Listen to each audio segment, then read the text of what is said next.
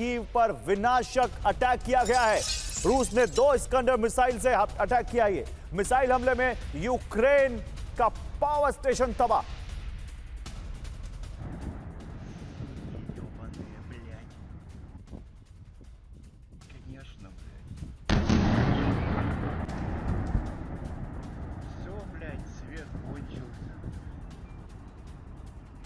तो कीव पर रूस का विनाशक हमला देखिए, कैसे एक यूक्रेन के पावर स्टेशन पर अटैक किया है। रूस ने 2 इस्कंदर मिसाइल से अटैक किया गया है रात के अंधेरे में। एक और बड़ी खबर है पोक्रोवस्क से। पोक्रोवस्क में यूक्रेन की विध्वंसक एयर स्ट्राइक। रूस की सप्लाई लाइन पर बमबारी की है यूक्रेन ने। हमले में पोक्रोवस्क से सेलीड्यूब को जोड़ने वाली सड़क तबाह कर दी यूक्रेन ने।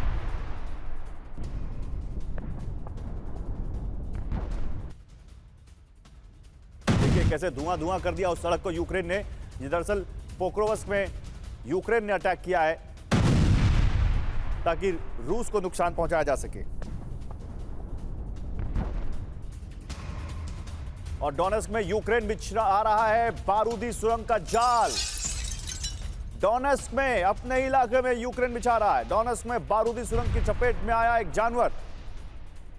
पहले हुए विस्फोट से बची रूस के 2 सैनिकों की जान। रूस के 2 सैनिक वहीं पर थे, लेकिन अचानक उस बारूदी जो जाल है उसके विस्फोट में एक जानवर आ गया, जिससे रूस के 2 सैनिक बाल बाल बच गए।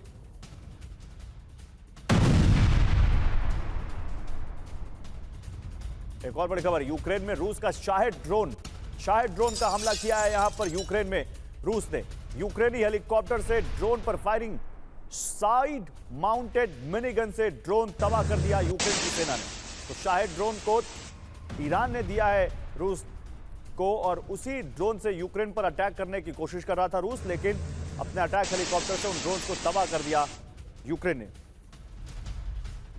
और अर्जेंटीना के अजीजा में विस्फोट से हड़कंप मच गया। अजीजा के केमिकल प्लांट में विस्फोट हुआ है। विमान की लैंडिंग के दौरान तस्वीरें ली गई हैं, कुछ एरियल तस्वीरें। ये देखिए विमान से ये तस्वीरें ली गई हैं लैंडिंग के दौरान।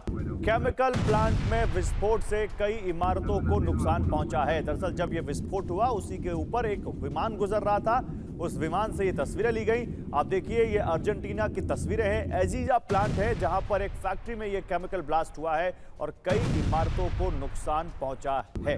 केमिकल प्लांट में ये विस्फोट हुआ है।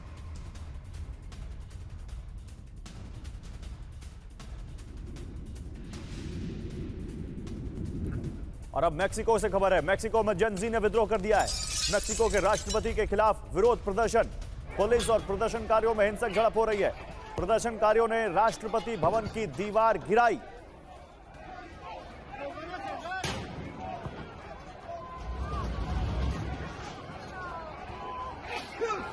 मैक्सिको की राष्ट्रपति के खिलाफ विरोध प्रदर्शन।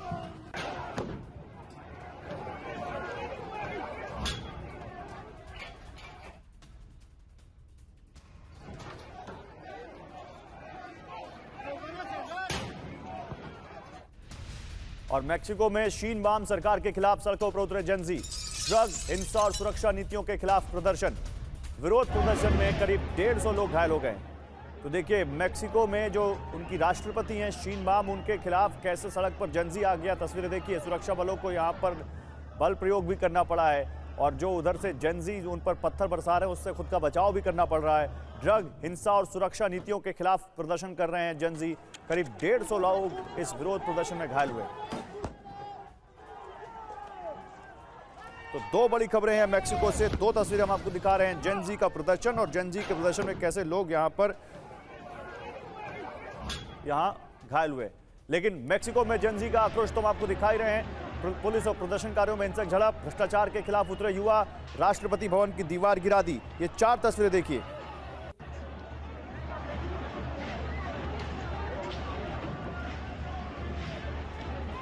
और आयरलैंड के डबलिन में समुद्री झाग से परेशानी बढ़ गई। झाग से रिहायशी इलाकों में फैला है ये समुद्री झाग। झाग से ढके घर, गाड़ियां और सड़कें। ये देखिए, ये आयरलैंड की तस्वीरें हैं। समुद्री झाग कैसे वहां के लोगों के लिए जी का जंजाल बन गया है। इन तस्वीरों में देखिए, रिहायशी इलाकों में ये समुद्री झाग फैल गया है। घर, गाड़ियां और सड़कें इस समुद्री झाग से बिल्कुल यहां देखिए कैसे पट गए।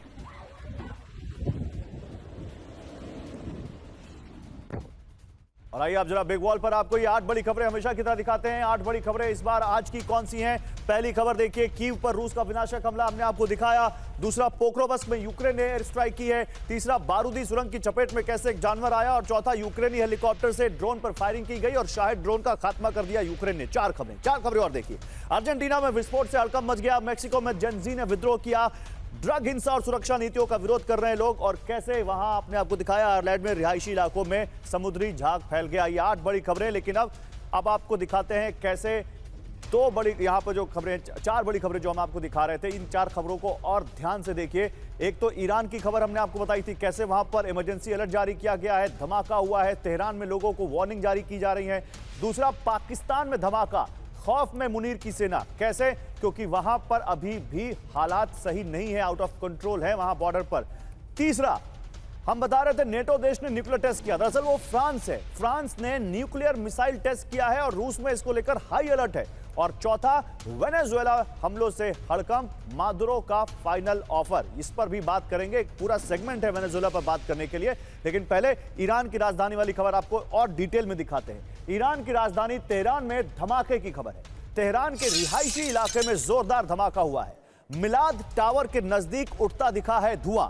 हाई राइज बिल्डिंग के नजदीक धमाके की खबर है। तो तेहरान में धमाका किसने किया? हाई राइज बिल्डिंग के पास किसने यहां पर यह साजिश रची? ये कोई हमला है, कोई साजिश है या कुछ और है, ये अभी सामने नहीं आया है। लेकिन ये ईरान के, बल्कि राजधानी तेहरान के रिहायशी इलाके में जोरदार धमाका हुआ है। मिलाद टावर के नजदीक ये धुआं उठता दिखा है।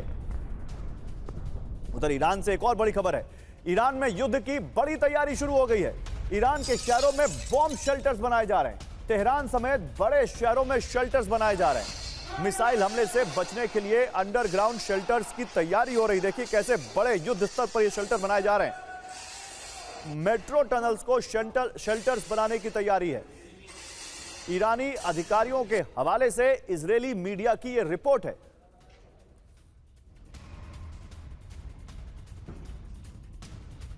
तो क्या मिडिल ईस्ट फ्रंट पर एक और यहां पर अब हम कुछ देख सकते हैं, आइए आपको दिखाते हैं। मिडिल ईस्ट फ्रंट पर अमेरिका को लेकर ईरान अलर्ट है। ईरान में बड़े युद्ध की तैयारी शुरू हो गई है। ईरान में इमरजेंसी वार्निंग सिस्टम का टेस्ट किया गया। लोगों को मोबाइल पर इमरजेंसी मैसेज भेजे गए। युद्ध के हालात में लोगों को सतर्क करने की तैयारी है। ये वो मैसेज है जो हम आपको दिखा रहे हैं, जो यहाँ पर्शियन लैंग्वेज में वहां पर भेजे गए हैं। ये देखिए, ये अलर्ट मैसेज है, कैसे वाइब्रेट कर रहा है यहाँ पर लोगों का फोन जब ये मैसेज आया, और कैसे वो डेंजर साइन ऊपर आप देख रहे हैं। और ये मैसेज दरअसल एक टेस्ट है, एक पायलट प्रोजेक्ट है कि युद्ध के समय में जब सरकारें अपने लोगों को, ईरान की सरकार लोगों को अलर्ट करेगी तो कुछ ऐसा ही मैसेज उनके पास आएगा। ईरान में युद्ध की तैयारी क्यों हो रही है, आइए आपको दिखाते हैं। ईरान में इमरजेंसी वार्निंग सिस्टम का टेस्ट किया गया। मोबाइल फोन इमरजेंसी अलर्ट का परीक्षण किया। लोगों को इमरजेंसी के हालात में संदेश भेजने का यह ट्रायल है। युद्ध के हालात में इमरजेंसी मैनेजमेंट की तैयारी पर की गई। अमेरिका और इजरायल के संभावित हमले को लेकर यह तैयारी है। यह न्यूज वीक के हवाले से खबर आ रही है। जनरल सुधाकर, सबसे पहला तो रिएक्शन आपसे लूंगा। सर, ये डॉट्स कनेक्ट करिए। एक तरफ लोगों को ट्रायल के तौर पर मैसेजेस भेजे जा रहे हैं, इमरजेंसी मैसेजेस, और दूसरी तरफ बड़े लेवल पर शेल्टर्स बनाए जा रहे हैं। क्या तैयारी कर रहा है ईरान, क्या सेंस मिल रहा है आपको?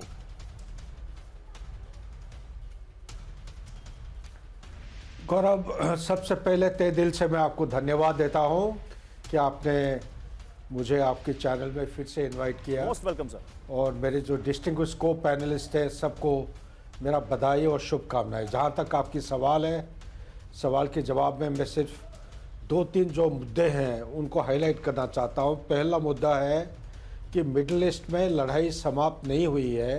वो जो 20 पॉइंट पीस प्रपोजल दिया गया है, जिसके तहत थोड़ा बहुत, 1/4 भी नहीं, 1/4 से भी बहुत कम हिस्सा उन्होंने परिपूर्ण किए हैं, यानी कि exchange of prisoners and exchange of जो हॉस्टेजेस हुआ है थोड़ा बहुत।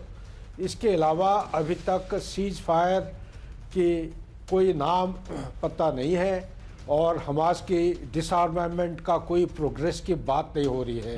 लेकिन एक स्टेबलाइजेशन फोर्स की बनावट यह शुरू हो गया है अंतर्राष्ट्रीय लेवल में।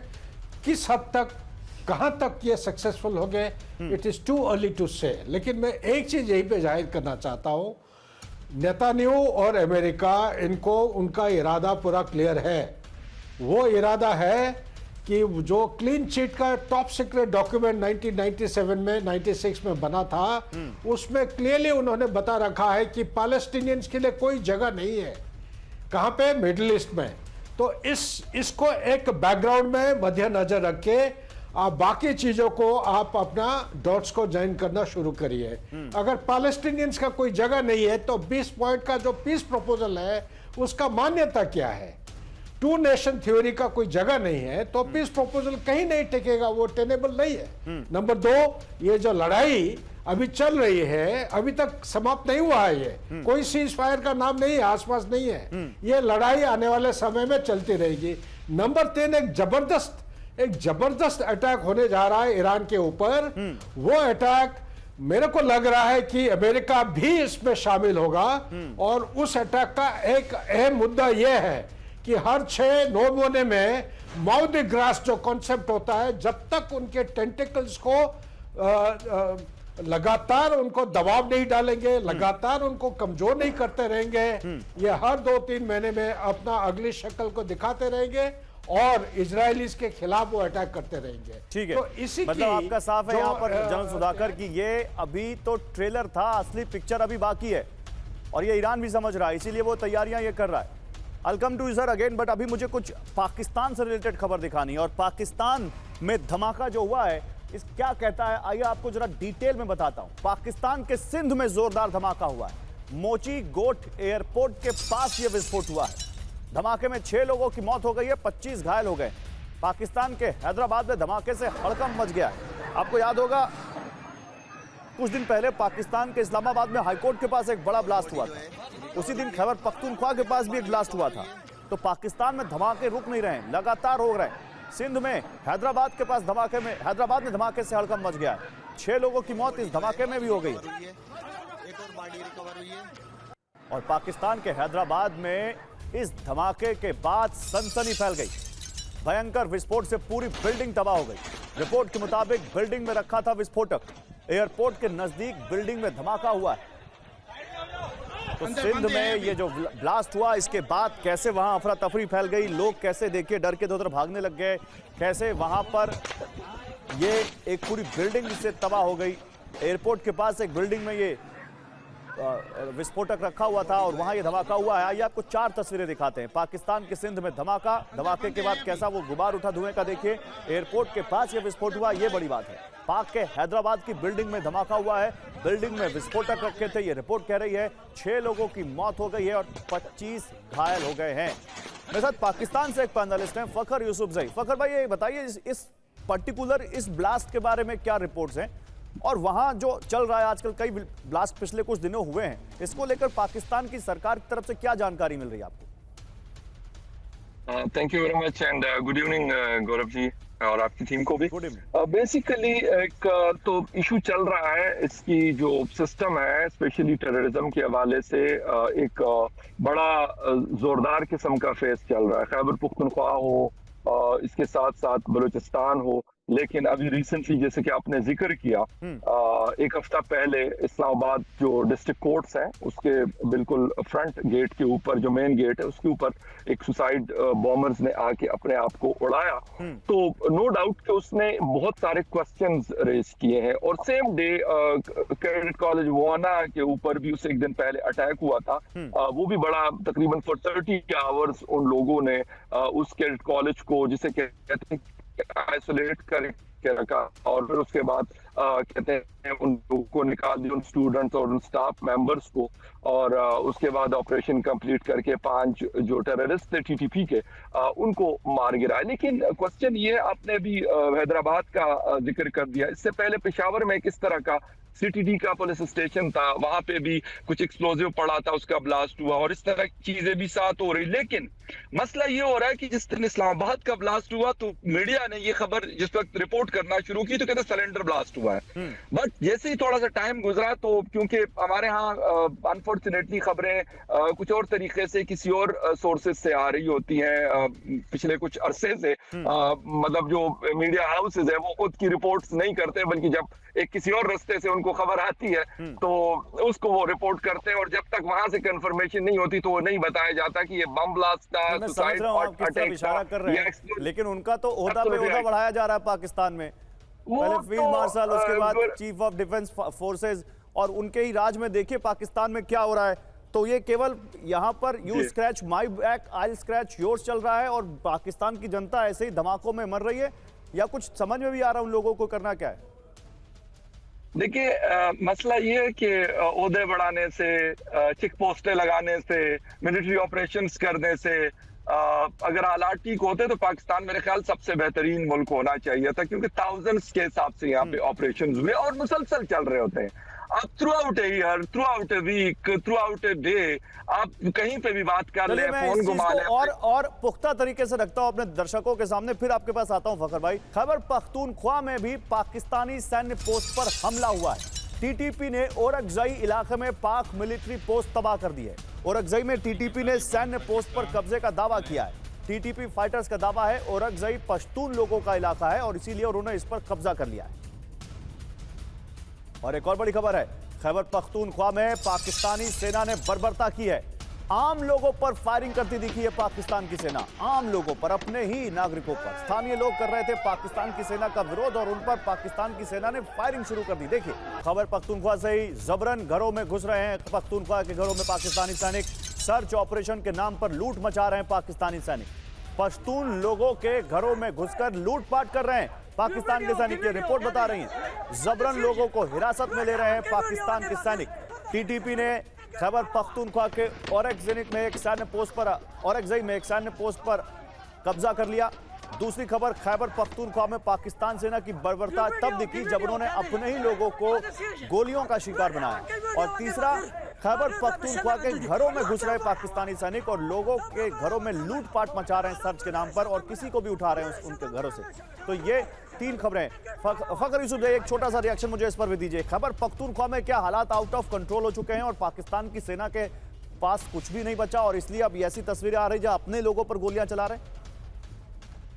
गुरु, आपने जो दो फुटेज, वैसे तो तीन फुटेज आपने दिखाई, मैं दो के ऊपर बात कर देता हूँ। ये दो जो गाड़ियां हैं और जो इसके अंदर फोर्सेज है, ये खैबर पख्तूनख्वा की पुलिस है। तो एक तो ये होता है कि इस तरह के हालात में अनफॉर्चुनेटली बहुत सारे मसाइल है। मैं ये नहीं कहूंगा आपसे कि नहीं जी सब कुछ बहुत अच्छा चल रहा है, ऐसा नहीं है, बिल्कुल भी नहीं है।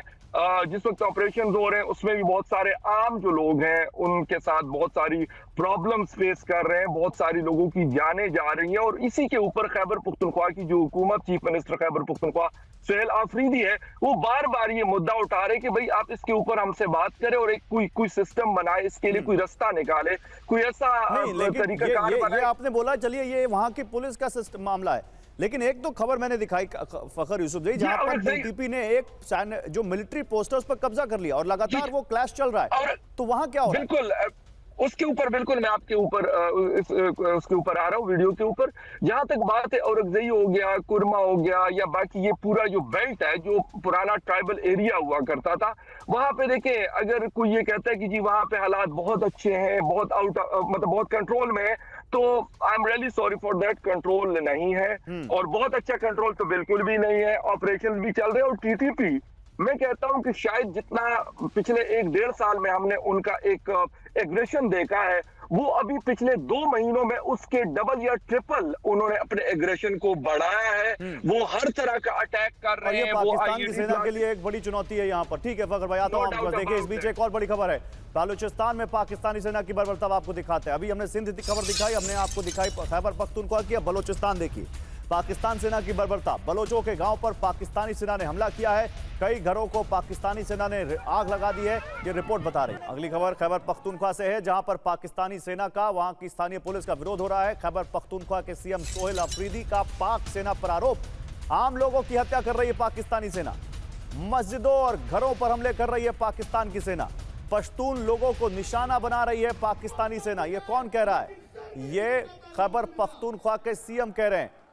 ग्रुप कैप्टन विनोद ऑगस्टीन हमारे साथ जुड़े हुए हैं। ग्रुप कैप्टन विनोद ऑगस्टीन, ये पाकिस्तान में चाहे वो ब्लास्ट लगातार हो रहे हो उनके होम टर्फ पर, और चाहे इस तरह टीटीपी उनके सामने एक बड़ा चैलेंज बनकर सामने आ गई हो, आपको क्या लग रहा है सर, क्या सेंस मिल रहा है? आसिम मुनीर अपने ओहदे पर ओहदा बढ़ाए जा रहे हैं और यहां उनके आवाम इस तरह से उनके खिलाफ जा रही है कि कह रहे हैं कि पाकिस्तानी सेना ही हमारी सबसे बड़ी दुश्मन है।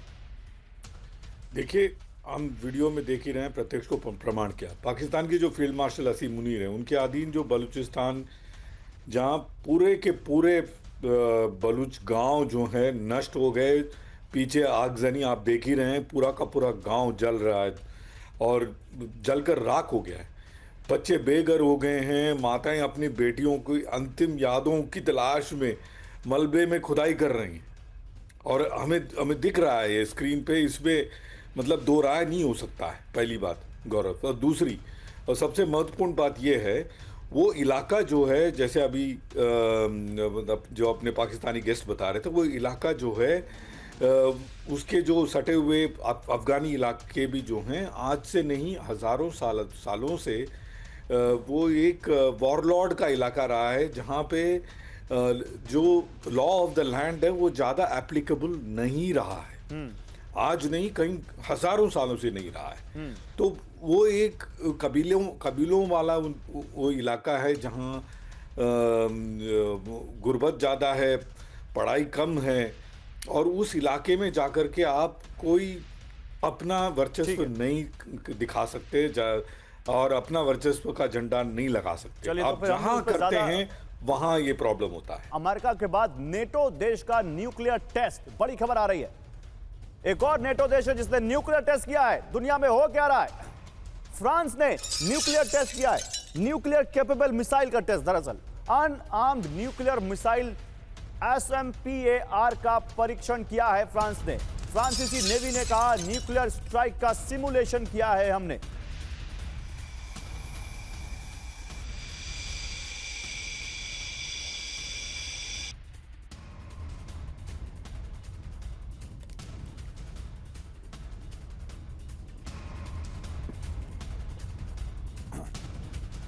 तो ये जो आप तस्वीरें देख रहे हैं, यही वो न्यूक्लियर कैपेबल मिसाइल है जिसका परीक्षण किया गया है।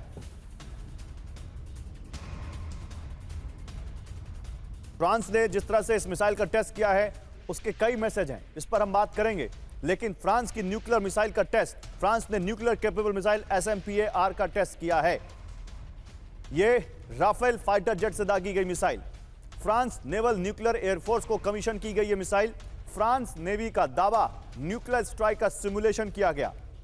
FS Charles de Gaulle airport carrier से उड़े रफाल में तैनात थी यह मिसाइल। लेकिन कितनी ताकतवर है फ्रांस की न्यूक्लियर मिसाइल, यह समझिए आप। फ्रांस की ASMP मिसाइल का अपग्रेडेड वर्जन है ASMPAR। 300 kiloton thermo nuclear warhead ले जाने में सक्षम है। हिरोशिमा में गिराए गए परमाणु बम से 14 गुना ताकतवर है। 600 किलोमीटर की रेंज में रूस के कई शहर फ्रांसीसी मिसाइल के टारगेट पर हैं। Air to surface nuclear missile को राफेल से दागा जा सकता है। और इसी पर बात करने के लिए देखिए, अब पिनाक रंजन सर के पास जाऊंगा मैं। अम्बासडर पिनाक रंजन सर, मुझे यह बताइए, क्या दुनिया में इस रूस और यूक्रेन की वॉर के बाद हम ये कह सकते हैं या कोल्ड वॉर के बाद एक नया दौर शुरू हो गया है जहां हम न्यूक्लियर रेस देख रहे हैं? हमने देखा रूस ने किया जिस तरह से अपनी मिसाइल का परीक्षण, फिर उसने एक सबमरीन का परीक्षण किया, उसके बाद अमेरिका से रिपोर्ट्स आ रही हैं मिनटमैन 3 की, फिर आ रहा है क्या रहे तो अलास्का वार्ता के बाद ही 2-3 दिन बाद एक बड़ा न्यूक्लियर विस्फोट कर दिया था, परीक्षण कर लिया था। अब फ्रांस से भी ये रिपोर्ट्स आ रही हैं। सर, ये कौन सी नई रेस शुरू हो गई है?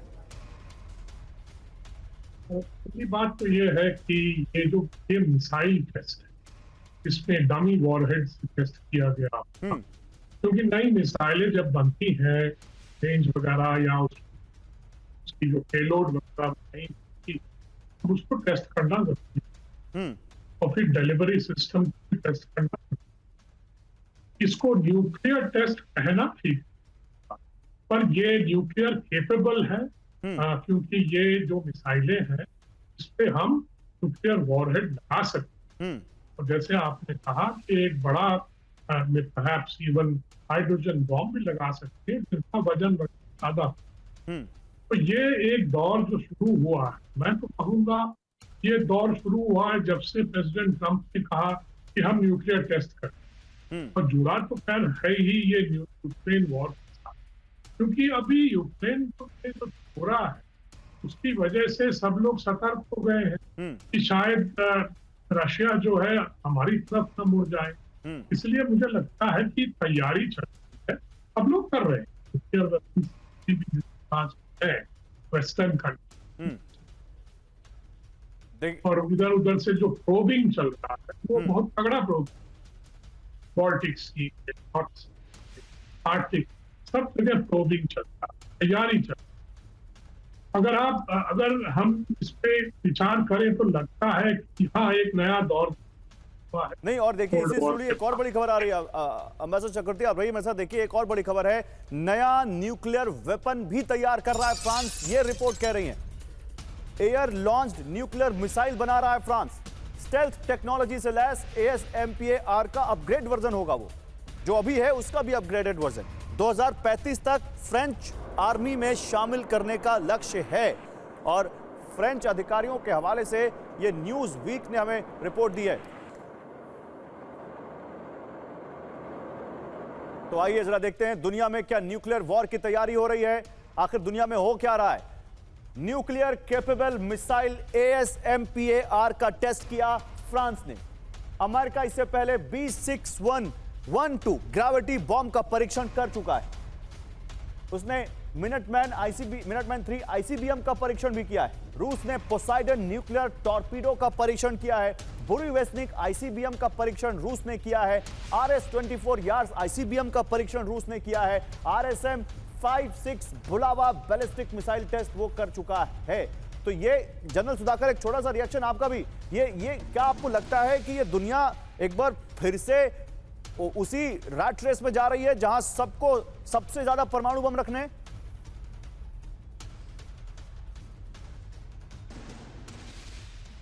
बिल्कुल गौरव, ये बहुत ही डेंजरस परिस्थिति है।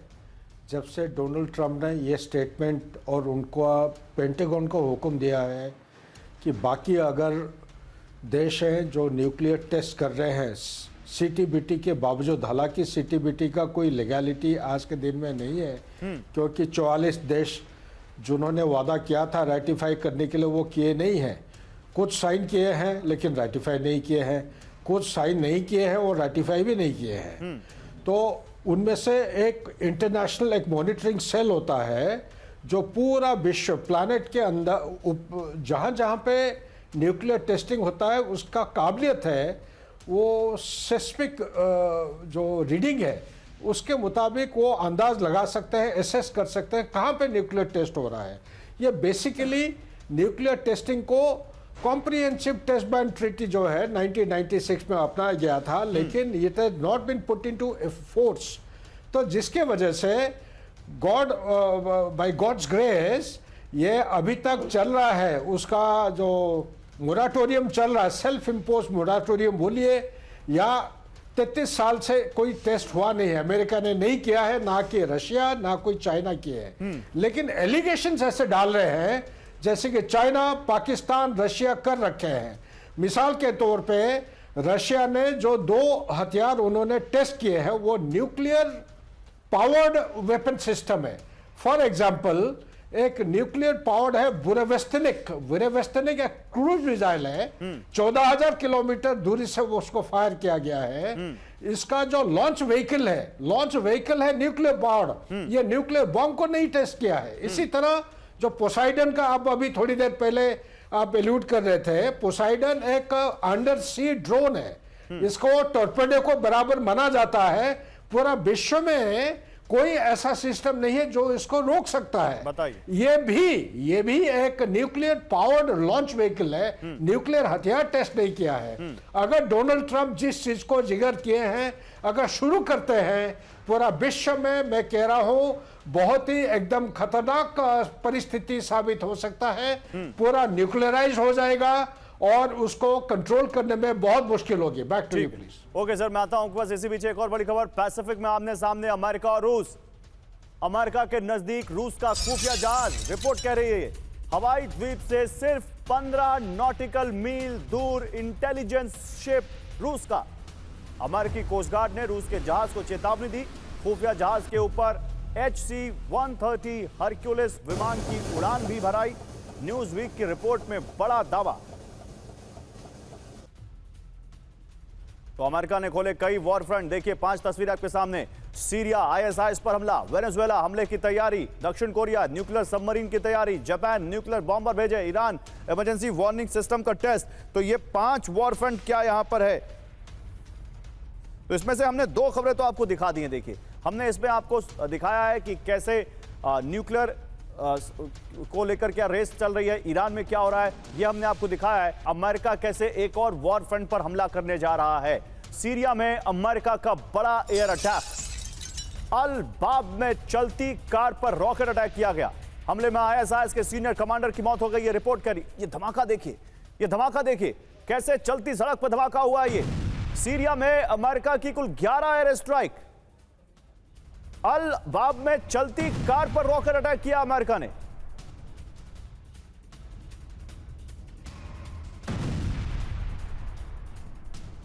ISIS के सीनियर कमांडर को मौत के घाट उतार दिया इस हमले में अमेरिका ने।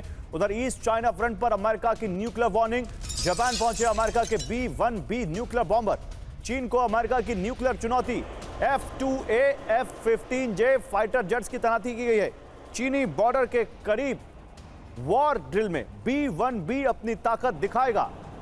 तो जापान के पास भी चीन को चुनौती देता हुआ, चीन को मैसेज देता हुआ, जो भी आप समझें, यहां पर अमेरिका का ये आप कह सकते हैं एक एक्शन है।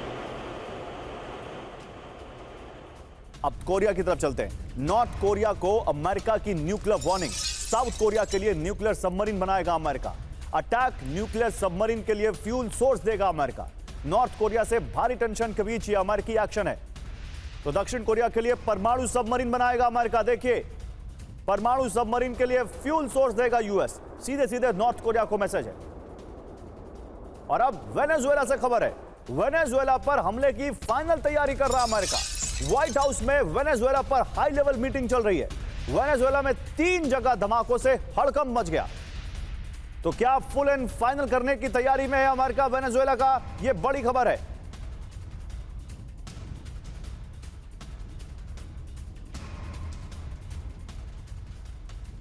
तो देखिए ये हम आपको यहां पर दिखा रहे हैं 4 बड़ी खबरें। कैसे सीरिया में अल बाब में चलती कार पर रॉकेट अटैक किया गया है। इसके अलावा हमने आपको दिखाया कि कैसे चीन को यूएस की न्यूक्लियर वार्निंग, नॉर्थ कोरिया को यूएस की परमाणु चेतावनी, और व्हाइट हाउस में वेनेजुएला को लेकर हाई लेवल मीटिंग। कैसे यहां पर वेनेजुएला में धमाकों से हड़कंप मच गया है। ये 4 खबरें हम दिखा रहे हैं। जल्दी से यहां पर ग्रुप कैप्टन विनोद ऑगस्टीन, सबसे पहले सीरिया की बात करते हैं या फिर जापान की बात करें, तो दोनों को जोड़कर अगर आप कमेंट करना चाहें, अमेरिका क्या करता हुआ दिख रहा है आपको?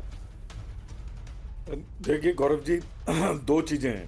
पहली बात, जो B-1B जैसे बॉम्बर्स हैं, इनके स्ट्रेटेजिक बॉम्बर्स हैं, इनको अगर डिप्लॉय करते हैं ये, तो इसका अपने आप में बहुत बड़ा एक संकेत है। और चीन और जापान के बीच का जो लड़ाई जो है, काफ़ी दर्शकों को ये पता भी नहीं, एक पहला विश्व युद्ध और दूसरे विश्व युद्ध के बीच में अगर एक ऑलमोस्ट बहुत बड़ा अगर युद्ध हुआ है, वो हुआ है चीन और जापान के बीच। तो चीन और जापान की जो रंजिश है आज की नहीं, बहुत पुरानी। और उस दौरान आप आग में घी डालने का काम करते हैं। मैंने अपने पीछे ये इमेजेस लगाए हुए हैं। B-1B जो बेंगलोर में 2-4 दिन पहले देखा गया था, ये सेम B-1B बॉम्बर्स और F-15 एंड स्ट्राइक ईगल्स, ये सारी चीज़ें आप इतना बड़ा बेड़ा बेचते हैं जापान के इर्द गिर्द और चीन को उकसाते हैं, तो ये कहाँ जाके थमेगा, ये मुझे नहीं समझ में आ रहा है गौरव। ये इनका मंशा क्या है, क्या चाहते हैं? शायद ट्रम्प नहीं, देन अगेन आप देखिए ना, उसमें साउथ कोरिया को भी फ्यूल सोर्स दे रहे हैं उस सबमरीन के लिए। वो मतलब ट्रम्प क्या, मतलब कोई स्ट्रैटेजी आप पकड़ पा रहे हैं ट्रम्प की? कर क्या रहे हैं? कहते हैं 8-10 जगह मैंने वॉर रुकवाई और मुझे उसके लिए नोबेल पीस प्राइज मिलना चाहिए, मिला नहीं, लेकिन वो बार बार मांग रहे थे। और अब हर उस जगह पे जहां एक वॉर फ्रंट नया उभर सकता है वहां वो आग में घी डालते दिख रहे हैं।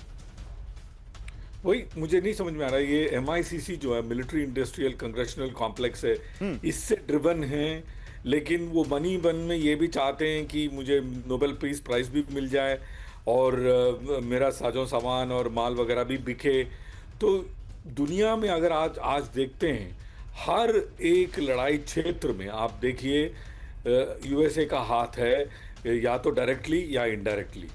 ये क्या दर्शाता है हमें, क्योंकि इनका जो मिलिट्री कांग्रेशनल कॉम्प्लेक्स आज दिन दुगनी रात चौगनी इनके जो शेयर प्राइसेस ऊपर की ओर जा रहे हैं। मैं नॉर्थरॉप ग्रमन की ही बात करूं, पिछले 1-2 साल में उनके शेयर प्राइसेस 10 से 12 गुना बढ़े हैं। तो आप देखिए यहाँ पैसा बनाने का काम, I think they are laughing their way to the bank. Okay, Venezuela का फ्रंट भी देखिए कितनी तेजी से इस वक्त वहां पर भड़क रहा है, टेंशन कितनी ज्यादा है। वेनेजुएला के अंदर विध्वंसक हमलों से हड़कंप मच गया है। हमले में 3 इलेक्ट्रिक ट्रांसमिशन टावर तबाह हो गए। वेनेजुएला के एंजो एटेगोई में टावर पर हमला हुआ है। वेनेजुएला की कंपनी कॉर्पो एलेक ने इसको अमेरिकी हमला बताया है। वेनेजुएला को CIA कर रहा है ब्लैकआउट, ये कॉर्पो एलेक का आरोप है। वो कह रहे हैं कि यह स्ट्रैटेजिकली किया गया है ट्रांसमिशन टावर पर हमला, ताकि वेनेजुएला को ब्लैकआउट किया जा सके। एक और बड़ी खबर है, वेनेजुएला में अमेरिकी हमलों का खौफ है इस वक्त। वेनेजुएला तट पर एंटी एयरक्राफ्ट यूनिट तैनात की गई है। मोर्टार के साथ सैन्य घुसपैठ नाकाम करने की तैयारी है। हाई अलर्ट पर वेनेजुएला की एयर डिफेंस यूनिट। और वेनेजुएला पर किसी भी वक्त अमेरिका का हमला हो सकता है। व्हाइट हाउस में लगातार दूसरे दिन इमरजेंसी मीटिंग हुई है। पीट हेग्सेथ और ज्वाइंट चीफ्स ऑफ स्टाफ के बीच बैठक हुई है। वेनेजुएला में बड़े सैन्य ऑपरेशन की रणनीति बन रही है, यानी जो उनके अमेरिकी सेना के प्रमुख हैं और अमेरिकी रक्षा मंत्री है, उनके बीच एक बड़ी मीटिंग हुई है। अमेरिकी तैयारी पर वॉशिंगटन पोस्ट ने यह दावा किया है। और वेनेजुएला को अमेरिका के विनाशक हमलों का खौफ भी है। वेनेजुएला की जनता से वहां के जो राष्ट्रपति है मादुरो, उन्होंने आह्वान किया है अमेरिका के खिलाफ सड़कों पर उतरे लोग। ये कह रहे हैं मादुरो, उकसावे की कार्रवाई का मुंहतोड़ जवाब दे सेना। कैरेबियन से लगे 6 पूर्वी राज्यों में हाई अलर्ट जारी कर दिया गया है। 3 तस्वीरें 3 खबरों के साथ आपके सामने। वेनेजुएला में कैसे हाई अलर्ट है, एंटी एयरक्राफ्ट यूनिट तैयार कर दी गई है बॉर्डर पर। हेग्सेथ और ज्वाइंट चीफ्स ऑफ स्टाफ की बैठक हुई है अमेरिका के व्हाइट हाउस में। और मादुरो कह रहे हैं जनता से सड़क पर आओ। अब वो अपने को बचाने के लिए कह रहे हैं या वेनेजुएला को बचाने के लिए पता नहीं, लेकिन एम्बेसडर चक्रवर्ती, वेनेजुएला का क्या फ्यूचर दिख रहा है आपको? इतनी टेंशन है, क्या यहां पर दिख रहा है? क्या अमेरिका आपको लगता है वाकई में वेनेजुएला को बिल्कुल अब घुटनों पर ले आएगा? देखिए, अमेरिका जो उसका ऑब्जेक्टिव है वो और वो जो लेडी है अपोजिशन है तो आ रहे जिसको दिखाया, तो उसको वापस बुला के ये देखिए, हर एक मिलिट्री एक्शन या जो मिलिट्री मूवमेंट होती है एक बिना पॉलिटिकल ऑब्जेक्टिव के नहीं होता। या तो आप डिफेंसिव एक पोस्चर ले ले कि हाँ कोई आएगा तो हम लड़ेंगे, या फिर आप एग्रेसिव पोस्चर जैसे अमेरिका ने ले रखा, उसका तो पॉलिटिकल ऑब्जेक्टिव होना चाहिए। उसका ये है कि वो मादुरो को पर क्या वो बट यहाँ पर देखिए, मुझे लगता है कि अब मादुरो की टोन थोड़ी सॉफ्ट हुई है सर। मैं ये क्यों कह रहा है, ये अगली खबर क्यों कह रहा हूं, ये अगली खबर बताएगी। क्योंकि सैन्य टकराव से बचने के लिए मादुरो ने एक बड़ा दांव चला है। वो दांव क्या है? अमेरिकी हमलों से बचने के लिए मादुरो ने, वेनेजुएला के प्रेसिडेंट ने ट्रंप को एक बड़ा ऑफर दिया है। वेनेजुएला के तेल भंडार तक अमेरिकी पहुंच की पेशकश की है मादुरो ने, ये रिपोर्ट कह रही है। यानी वो कह रहे हैं कि आइए हमारे तेल तक आपको, भंडारों तक आपको एक्सेस देंगे। वेनेजुएला पर दबाव के लिए एयरक्राफ्ट कैरियर की तैनाती की गई, ये रिपोर्ट बता रहे हैं। न्यूयॉर्क टाइम्स ने बहुत बड़ा दावा किया है कि उस दबाव का असर हुआ है। अमेरिका से सैन्य टकराव से बचने के लिए मादुरो ने दांव चला है। अमेरिका को कहा है, ट्रंप को कहा है कि आइए हमारे तेल के कुओं से अगर आप तेल निकालना चाहते हैं तो हम आपको एक्सेस देंगे। अब वो क्या मैकेनिज्म होगा, किस तरह का वो फॉर्मूला होगा, ये तो पता नहीं, लेकिन हमलों का डर और तेल भंडार का ऑफर साफ सामने दिख रहा है। वेनेजुएला के बड़े तेल भंडार तक अमेरिकी पहुंच की पेशकश यहां पर हुई है। ट्रंप ने शुरुआत में मादुरो का ऑफर अस्वीकार किया है, यह भी रिपोर्ट कह रही है। मादुरो के ऑफर पर अभी बातचीत चल रही है। वेनेजुएला पर दबाव के लिए कैरेबियन में एयरक्राफ्ट कैरियर की तैनाती भी हो गई है। अब दुनिया के सबसे बड़े तेल भंडार वेनेजुएला में हैं। कैसे, समझिए। वेनेजुएला में 303 बिलियन बैरल वाला वहां पर तेल भंडार है, जबकि सऊदी अरब के पास जो भंडार है उसकी जो कैपेसिटी है वो 267 बिलियन बैरल है। ईरान की 209 बिलियन बैरल, इराक की 145 बिलियन बैरल, कनाडा की 163 बिलियन बैरल, यूएई की 113, कुवैत की 102, रूस की 80, अमेरिका की 74, लीबिया की 48। अब आप समझिए वेनेजुएला के पास कितना तेल है। जल्दी से इस पे आप समझिए। और मादुरो को पकड़ना चाहता है अमेरिका, यह जानकारी सामने आ रही है। मादुरो पर अमेरिका में मुकदमा चलाने का प्लान है। अमेरिकी सूत्रों से न्यूयॉर्क टाइम्स का बड़ा दावा, मादुरो को भागने के लिए मजबूर करना चाहता है अमेरिका। वेनेजुएला पर दबाव के लिए सैन्य तैनाती, यह रिपोर्ट कह रही है।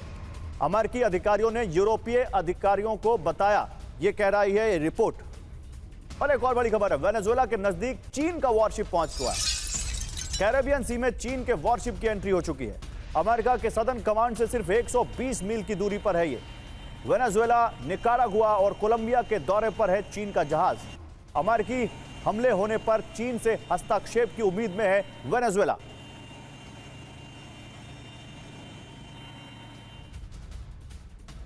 और एक और बड़ी खबर है, देखिए अब अमेरिकी हमले तो शुरू हो ही चुके थे वहां पर, मतलब वो जो वहां की कंपनी कह रही है। लेकिन इसी बीच एक बार फिर से पाकिस्तान लौटते हैं। बॉर्डर के नजदीक पाकिस्तानी सैन्य मूवमेंट देखा गया है। पाकिस्तानी आर्मी एविएशन की मूवमेंट, पाकिस्तानी सेना के अटैक हेलीकॉप्टर्स ने उड़ान भरी है। एयर ऑपरेशन के लिए तैयार है पाकिस्तान के ये अटैक हेलीकॉप्टर। कितने हेलीकॉप्टर हैं यार? चलो गए, जाओ जाओ जाओ, सीधे अपना कॉन्टैक्ट। ओहो, अरे बच्चियां की कहां है? कितने हेलीकॉप्टर हैं यार? देखिए अफगान बॉर्डर की हम बात कर रहे हैं यहां पर, और सैन्य मूवमेंट को लेकर तालिबान हाई अलर्ट। बॉर्डर के नजदीक मल्टीपल लॉन्च रॉकेट सिस्टम की तैनाती की गई है। तालिबान यानी अफगानिस्तान से सटा जो बॉर्डर है वहां की यह बात हो रही है। पाकिस्तान से सटे बॉर्डर पर तालिबान ने 9P140 उर्गन सिस्टम तैनात किए हैं। और एक और खबर है, अफगान तालिबान फोर्स की जंग की तैयारी शुरू। टैंकों के साथ तालिबान फोर्स की युद्ध की तैयारी। आर्मर्ड व्हीकल के वॉर ड्रिल कर रही तालिबानी फोर्स। ग्राउंड ऑपरेशन की तैयारी करते दिखे हैं तालिबान के लड़ाके। जन सुधाकर, आपका क्या असेसमेंट है, ये क्या हो रहा है? क्या वाकई एक फुल फ्लेजेड वॉर होने वाली है आने वाले दिनों में अफगान पाकिस्तान बॉर्डर पर?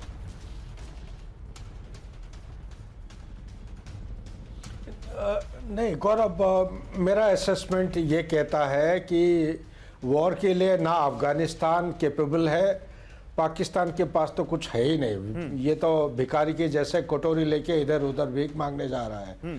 तो उनका day to day government dispensation running, देश को चलाने का पैसा भी नहीं है। और लड़ाई तो बहुत दूर की बात है।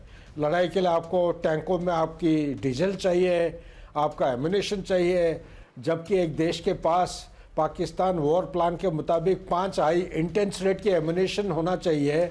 वो इंटेंस रेट एम्यूनेशन नहीं है। 5 दिन का कन्वेंशनल लड़ाई, यानी कि जब अटैक करने जाते हैं उसका एक फौजी तरीका होता है हिसाब किताब करने का, फर्स्ट लाइन सेकेंड लाइन, वो उसके है ही नहीं। और डिफेंस इंडस्ट्री का जो काबिलियत, बहुत लोग कहते हैं कि बहुत काबिल है, आर्टिलरी गन प्रोड्यूस कर सकता है, ये कर सकता है, वो सकता है।